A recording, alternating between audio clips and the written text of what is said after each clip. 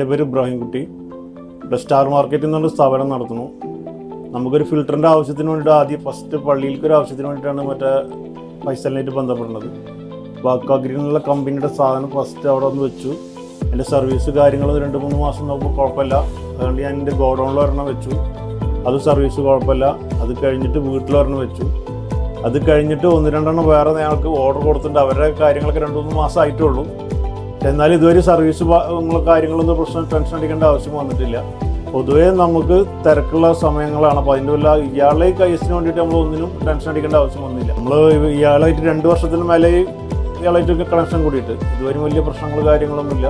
എപ്പോൾ വിളിച്ചാലും സ്പോട്ടിൽ ഒന്നില്ലേ അയാൾ അല്ലെങ്കിൽ അയാളുടെ സ്റ്റാഫ് കൂടെ എത്തും. ക്ലീനിങ് കാര്യങ്ങളൊക്കെ ഫിൽറ്ററൊക്കെ മാറ്റൽ കാര്യങ്ങളൊക്കെ അവരുടെ കൈയോടെ കൊണ്ടും കാര്യങ്ങളൊക്കെ മാറ്റിയിട്ട് അവർ പോകും. പ്രശ്നങ്ങളൊന്നും